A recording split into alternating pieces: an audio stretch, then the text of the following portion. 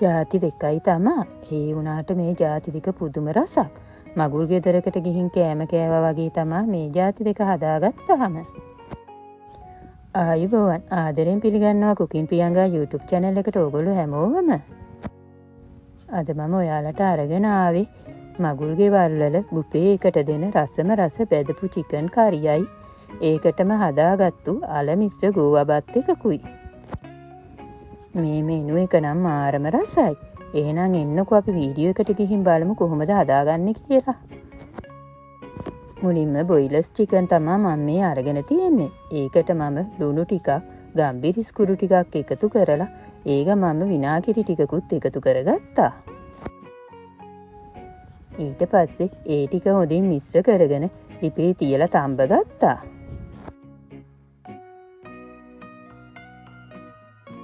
ටික වේලාවකට පස්සේ මම මස් එක වැහෙන ප්‍රමාණයට වතුර එකතු කරගත්තා. මේ මම වතුර එකතු කරගත්තේ අපිට ග්‍රේවි එක ඕන නිසා. ඔන්න දැන් මගේ මස් ටික තැම්බිලා ඉවරයි. මම මස් ටික අයින් කරගෙන බෙද ගන්න තමයි යන්නේ.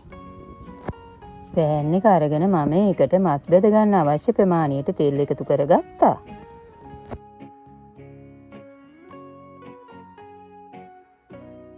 තෙල් ටික රත් වෙන විට අපි තඹගත්තු මස් ටික එකතු කරලා හොඳින් බෙදගමු.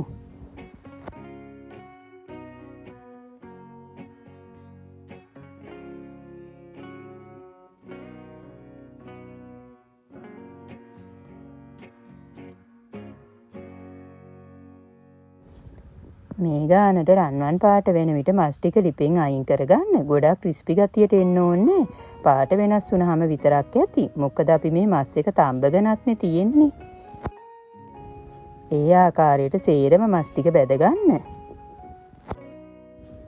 මතක ඇතුව මස් එක තඹ ගන්න වතුර එක ඉතුරු කරගන්න. ඒක විසික් කරන්න එපා. ඒක තමයි ඕන වෙන්නේ අපිට කරි එක හදාගන්න. ඔන්න දැන් මම සේරම මස් ටික බෙදගෙන ඉවරයි.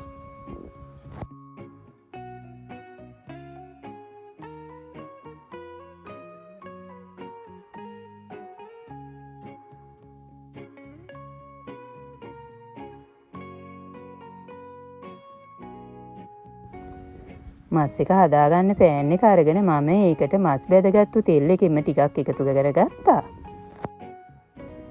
ඒ තෙල් එක රත් වෙන විට ඒකට මම උළුහාල් ටිකක්, සූදුරු ටිකක්, අබෑට ටිකක් එකතු කරගත්තා. මේ ප්‍රමාණය තේ හැඳි එක ගානේ අරගන්න. ඊට පස්සේ ඒට රම්පකොළ ටිකකුත් එකතු කරගත්තා. ඒ ගමන්ම තලාගත් ඉඟුරු සුදුලුණු ඉන්සාල් කරාවුන ටික උරුදු පොතු ටිකත් එකතු කරගත්තා. එකතු කරගෙන හොඳින් මේ සියල්ලම ටික වෙලාවක් ටෙම්පරාදු කරගත්තා. සුදුලුණු ටික හොඳින් බැදෙනකන් ටෙම්පරාදු කරගන්න ඕන. ඊට පස්සේ ඒකට පොඩියට කපාගත් ලුණු ගෙඩි භාගිකුත් එකතු කරගෙන ඒකත් හොඳින් කලවම් කරගත්තා. ලුණු එකත් හොඳින් රන්වන් පාට වෙනකන් බෙද ගන්න ඕනේ.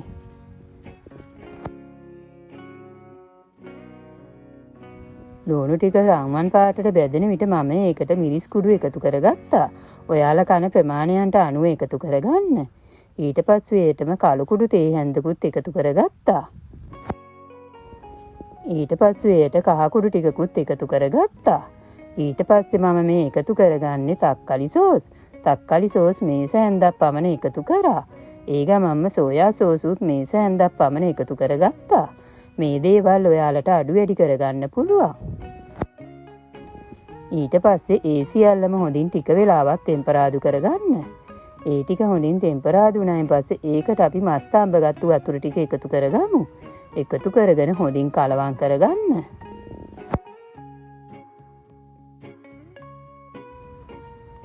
ටික වේලාවකට පස්සෙ මම ඒට සීනි තේ හැන්දක් පමණ එකතු කරා. ඒ එකතු කරගෙන ඒකත් හොඳින් කලවම් කරගත්තා. මේ විදිහට කලවම් කරලා කරි එක උතුරනකන් උයා ගන්න ඕනේ.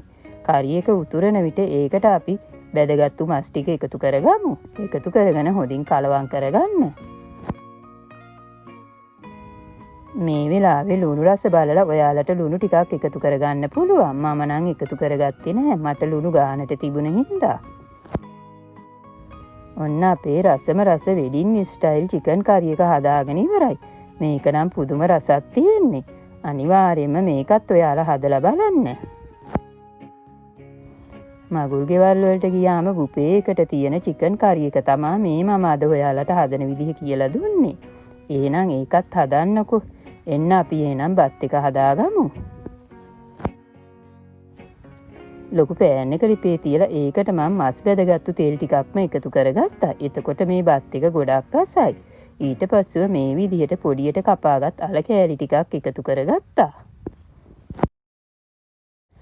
අල ටික එකතු කරගෙන කලවම් කරගෙන ටික වෙලාවක් අල එක තඹ ගන්න ඕනේ.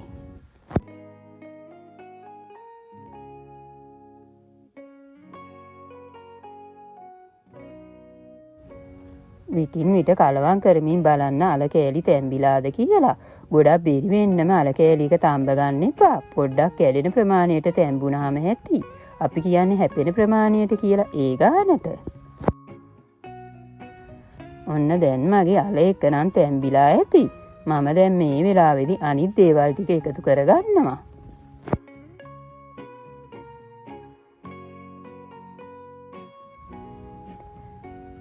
මේ විදිහට අල එක ටිකක් කලවම් කරලා මැද පුංචි ඉඩක් හදාගෙන අපි ඒකට අනිත් දේවල් එකතු කරගමු. ආයෙත් මේකට වෙනම තෙල් දාන්න අවශ්‍ය වෙන්නේ නැහැ. මේ තෙල් ටිකටම අපි සුදු ලුණුයි රම්පයි එකතු කරලා හොඳින් බැදගමු. සුදු ලුණු අනිවාර්යයෙන්ම පොත්ත පිටින්ම තලා ගන්න ඕනේ. එතකොට තමයි මේ බත් එක ගොඩක් රස. සුදු ලුණු ටිකත් එකතු කරගෙන ටිකක් බැදෙන්න තියලා ඊට පස්සේ අල එකත් එක්ක කලවම් කරගන්න. ඊට පස්සේ ඒකට මම පොඩියට කපාගත් ලුණු ටිකකුත් එකතු කරගත්තා. එකතු කරගෙන ඒ සියල්ලම ටික වෙලාවක් කලවම් කරගත්තා. ඊට පස්සේ ඒකට මම කෑලි මිරිස් ටිකක් එකතු කරගත්තා. කෑලි මිරිස් ටිකත් එකතු කරගෙන හොඳින් කලවම් කරගත්තා.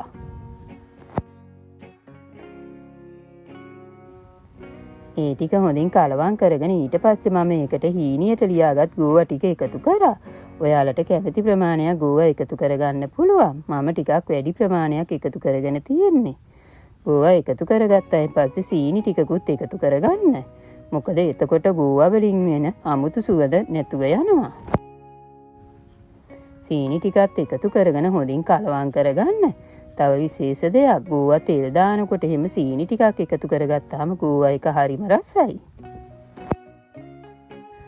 ගෝවා එකයි අල එකයි හොඳින් කලවම් කරගන්න ඕනේ.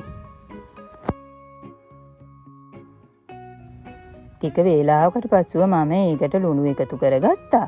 ඔයාලා බත් එක උයනකොට ලුණු එකතු කරගත්තා නම් මේ වෙලාවේදී ලුණු දානකොට ටිකක් කල්පනාකාරී වන්න. ලුණු ටික එකතු කරගෙන හොඳින් කලවම් කරගන්න ඕනේ.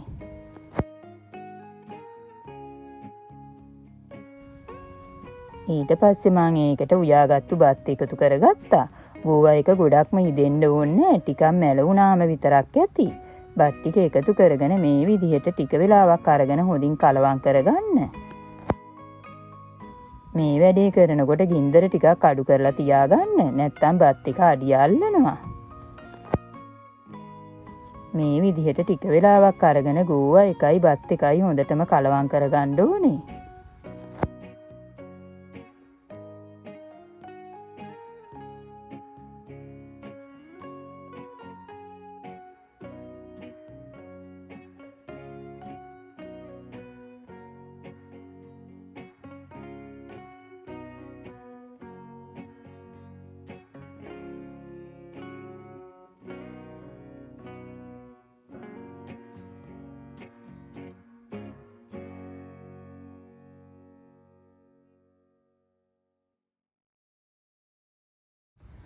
ඔන්න මගේ බත් එක නම් දැන් හොඳින් කලවම් කරගෙන ඉවරයි. අවසානයේ මම මේකට සෝයා සෝස් ටිකක් සහ ගම්බිරිස් කුඩු ටිකක් එකතු කරගන්නවා. මේ ටිකක් කෑලි කැඩිච්ච ප්‍රමාණයට කොටපු ගම්බිරිස්. ඒකත් එකතු කරගෙන හොඳින් බත් එකත් එක්ක මිශ්‍ර කරගන්න. මේ විදිහට නිවාඩුව මේ බත් එක හොඳින් කලවම් කරගන්න ඕනේ. මේ බත් එක නම් ඇත්තෙන්ම හරිම රසයි. වෙන එළවලු ಜಾති මොකුත්ම ඕනේ නෑ. අපි මේකට ගත්තේ අලයි ගෝවයි විතරයිනේ. ඒ වුණාට අර මස් එකත් එක්ක මේ බත් එක හරිම රසයි. ඉතින් වැඩි විස්තර නැතුව මේ විදිහට බත් එකක් රසට ඔයාලට හදාගන්න පුළුවන්. මම තීරණය කරා හැම සිකුරාදා දවසකටම ඔයාලට ලන්ච් මෙනු එකක්ම අරගෙන එන්න. ඒකට ඔයාලා කැමති නම් මට ඒ ගැන අදහසුත් පහලින් කමෙන්ට් කරන්න. මේ බත් එකයි මේ මස් එකයි ඔයාලට මේ ඉරිදට හදලා බලන්න පුළුවන්. හදලා බලලා රස කොහොමද කියලා මටත් කමෙන්ට් එකක් දාගෙන යන්නකෝ. ගොඩක් සතුටුයි. ගොඩක් අය මගේ කෑම හදලා ඒ වගේ රසගුණ මට කමෙන්ට් කරගෙන යනවා. ඒක තමා මම ලබන ලොකුම සතුට. එහෙනම් අනිවාර්යයෙන්ම මේ බත් එකයි මේ මස් එකයි හදලා ඒකේ රසත් කොහොමද කියලා මට කමෙන්ට් එකක් දාගෙන යන්න. වීඩියෝ එක හොඳ නම් ලයික් කරලා ඔයාලගේ යාළුවෝ අතර ෂෙයා කරන්න. මේ වගේ වීඩියෝ දිගටම බලන්න කැමති නම් මගේ channel එක subscribe කරලා ඒ ළඟම තියෙන bell අකුණත් click කරලා all දාලා තියාගන්න. එහෙනම් නැවතත් මෙවැනි වෙන රසබර වීඩියෝ එකකින් අපි හම්බ වෙමු. ඕගොල්ලෝ හැමෝටම සුබ දවසක්. මගේ වීඩියෝ එක නැරඹුවට ඔයාලට ගොඩක් ස්තුතියි.